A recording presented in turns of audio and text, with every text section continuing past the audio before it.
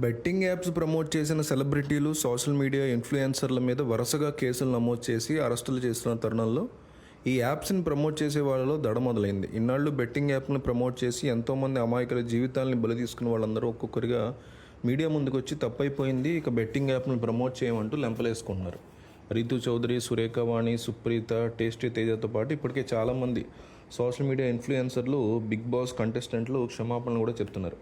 అయితే వీళ్ళలో ఎంత జ్ఞానోదయం కావడానికి కారణం ఏంటంటే బెట్టింగ్ యాప్ను ప్రమోట్ చేసిన వాళ్ళని పోలీసులు ఎక్కడికక్కడ అరెస్ట్ చేస్తున్నారు. లోకల్ బాయ్ నానిని ఇప్పటికీ అరెస్ట్ చేశారు. బయ్యస్ అన్ని యాదవ్ మీద కేసు నమోదైంది, అతను అబ్స్కాండింగ్లో ఉన్నాడు. హర్ష సాయి మీద కూడా కేసు నమోదైంది. దాంతో ఇప్పుడు బెట్టింగ్ యాప్ను ప్రమోట్ చేసి కోట్లు గడించినటువంటి సెలబ్రిటీల పొట్ట మొత్తం కదులుతుంది. అయితే ఈ లిస్టులో బిగ్ బాస్ సీజన్ 7 విన్నర్ పల్లవి ప్రశాంత్ కూడా ఉన్నాడు. తాను ఒక రైతు బిడ్డనంటూ డ్రామాలాడి బిగ్ బాస్ విన్నర్ అయ్యాడు పల్లవి ప్రశాంత్ అని చాలామంది ఆరోపిస్తూ ఉంటారు. తనని విన్నర్ని చేస్తే వచ్చిన మొత్తాన్ని రైతులకు ఖర్చు చేస్తానని చెప్పి ఆ తర్వాత అతను ఆ మాట తప్పాడనే వాళ్ళు కూడా ఉన్నారు. అయితే సోషల్ మీడియాలో పల్లవి ప్రశాంత్ని రైతు చేస్తానన్న సాయం చేయమని గట్టిగా నిలదీయడంతో అప్పుడప్పుడు సాయం చేస్తూ ఆ ఫోటోలు, వీడియోలతో హల్చల్ చేస్తుంటాడు. అయితే బిగ్ బాస్ హౌస్లో ఉన్నప్పుడు పల్లవి ప్రశాంత్ ఆడిన రైతు డ్రామాలు బాగానే వర్కౌట్ అయ్యాయి, కానీ ఆ సీజన్ అయిపోయిన తర్వాత మనోడి అసలు భాగవతం బయటపడింది అంటారు కొంతమంది. బిగ్ బాస్ హౌస్లో ఉన్నప్పుడు తాను ఎలాంటి ప్రమోషన్స్ చేయనని, రైతుగానే ఉంటానని, ప్రమోషన్స్ చేసినా డబ్బులకి రైతులకే ఇస్తానని చాలా మాటలు చెప్పాడు. కానీ తాను సంపాదించింది పక్కన పెడితే రైతులకు ఇస్తానన్న ప్రైజ్ మనీని కూడా ఇప్పటివరకు ఇచ్చింది లేదంటారు. పల్లవి ప్రశాంత్ మీద దీని మీద గట్టిగానే విమర్శలు ఉన్నాయి.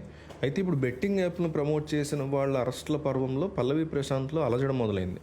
ఇతను కూడా బెట్టింగ్ యాప్ను ప్రమోట్ చేసి డబ్బులు సంపాదించిన వాడే. సో గతంలో పల్లవి ప్రశాంత్ క్రికెట్ ప్రిడిక్షన్ బెట్టింగ్ యాప్ను ప్రమోట్ చేస్తూ వీడియోలు చేశాడు. అందుకు గాను బెట్టింగ్ యాప్ నిర్వహణ నుంచి పెద్ద ఎత్తున డబ్బులు అందుకున్నాడని ఆరోపిస్తూ ఒక రేంజ్లో ఫైర్ అయ్యాడు నా అన్వేషణ యూట్యూబర్ అన్వేష్. గత కొంతకాలంగా బెట్టింగ్ యాప్ల మీద ప్రమోషన్ల గురించి గట్టిగానే మాట్లాడుతున్నాడు అన్వేష్ కూడా. బయ్యాస్ అన్ని యాదవ్, లోకల్ బాయ్ నాని వీళ్ళందరి యొక్క బెట్టింగ్ వ్యవహారాలను తానే బయటపెట్టానని చెప్పుకుంటాడు ఇతను. వాళ్ళ అరెస్టులలో కీలకంగా మారాడు కూడా. ఈ తరుణంలో రైతు బిడ్డ ముసుగులో పల్లవి ప్రశాంత్ జనాలను ఏ విధంగా మోసం చేస్తున్నాడు అంటూ అతని మీద కూడా ఫైర్ అయ్యాడు అన్వేష్.